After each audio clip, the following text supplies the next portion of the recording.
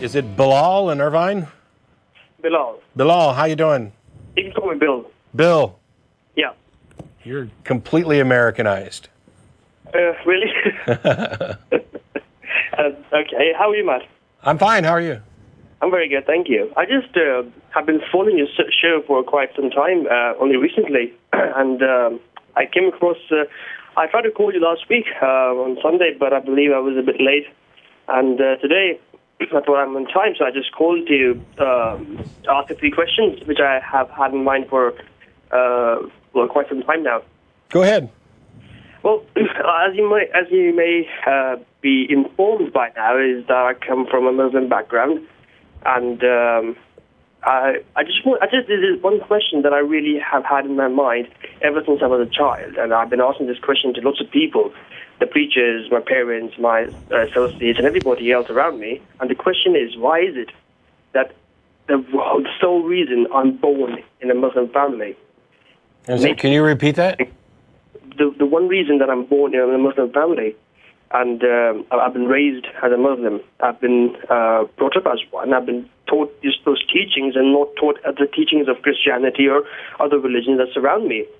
Why does that make me correct, and why is it that the Christian who has been brought up in his Christian house, he's been told that he's correct and everybody else is going to hell, and in my case, I'm going to hell? I mean, isn't the same thing, isn't the same way that I feel about Islam is how the Christian feels about Christianity? I mean, who's right then? Who is right? Well, you can't all be right, but you could all be wrong. Correct. That's why, we rationalist, skeptical types go back down to, the core question. Can any of you prove that any of the supernatural entities that you believe in actually exist?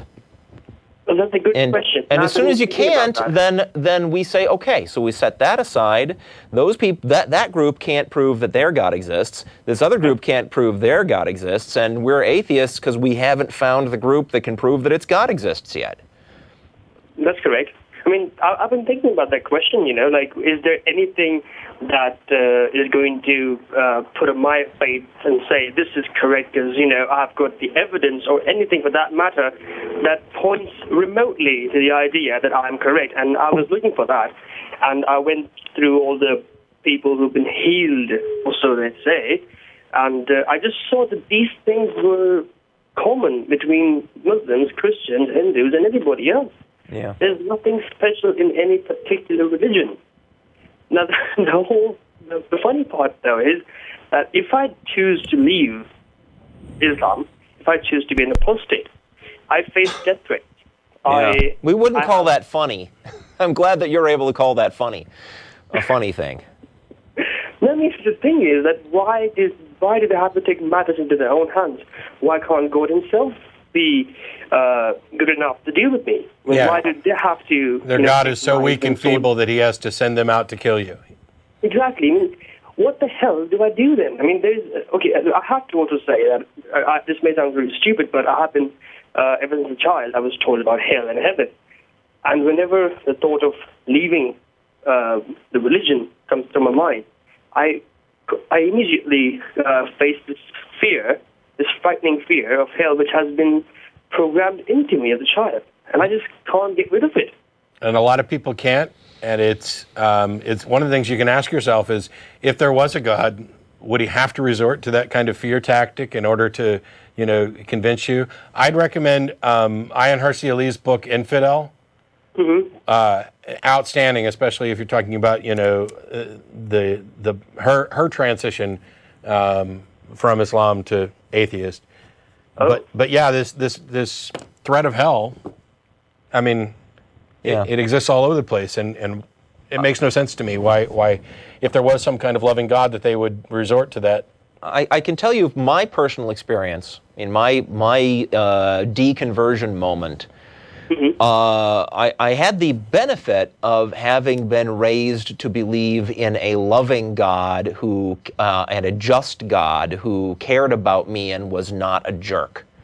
That's and true. So you know, when I started having questions, it occurred to me, well, the God that I was raised to believe in is not going to punish me for using the brain and intellect that he gave me. And that thought allowed me to put all the fear of hell and punishments and all that aside and just look at the facts rationally. And any God who would punish somebody? Any God who would punish me, that's right, as Matt said. Any God that would punish me for that, that's a whole other question. That's a God I'd have to be on the other side of. But, Exactly. Within 5 minutes, after having freed myself of those fears, I realized I'm an atheist. I can't believe this stuff anymore. And today you sit there and you have absolutely no fear. No. Anything whatsoever supernatural. No. I still have fear of the followers, but not of any supernatural things now. That is quite impressive, really. Yeah, you know, and people will talk about the praying, etc. And there were people who were praying for God to, you know, take me out. And if I thought for a second that their God could give me so much as a hangnail, I might be a little worried, but I don't. I'm no more afraid of the God of Christianity or the God of Islam than as I am of, you know, the boogeyman or anything else. You know, it's a very funny thing you say that you're actually fearful of the followers, because I just realized that's exactly my case now. Yeah. I'm more afraid of the death threats than the fact that I'm going to have a sword. And in your case, it's not an irrational fear. I mean, there's a reason why Ian Hersey Lee runs around with bodyguards all over the place and has to cancel some speaking events, because she gets death threats and they're real. Now, whether or not your family or would actually follow through on it, I don't know, because I don't know your family. No, my family wouldn't be such a problem, but the people, like people, the Muslim community here, they wouldn't be very pleased. Yeah. I mean, it's really a big scare. I mean, you see, this is one thing I actually really want to emphasize on, but I really can't do it, because if you talk about this in public, they say, you know, you're an infidel, they label you one, and then you get all the hatred. They don't listen to you, do they? And all they say is, you know, you were never a true Muslim. By the way, I forgot to do this the other day, and this is not meant in any way to necessarily insult you, but I missed out on Everybody Draw Mohammed Day. No, you didn't. It's the 20th. It's the 20th? Yeah, it's still Why coming were up. the schools doing it early? I don't know. There's probably Well, I'm multiple. doing it anyway, so I drew my Hey, stick finger. every day is Everybody There we Draw go. Mohammed Day. So there I am. For all those people who said I was afraid to be an infidel against religions other than Christianity, I'm an infidel with respect to all of them. And, you know, a stick figure. And there were people who were upset about it and they run around changing it. As somebody who plays tabletop fantasy role-playing games, I'm not only going to draw Mohammed, I'm going to write up his stats.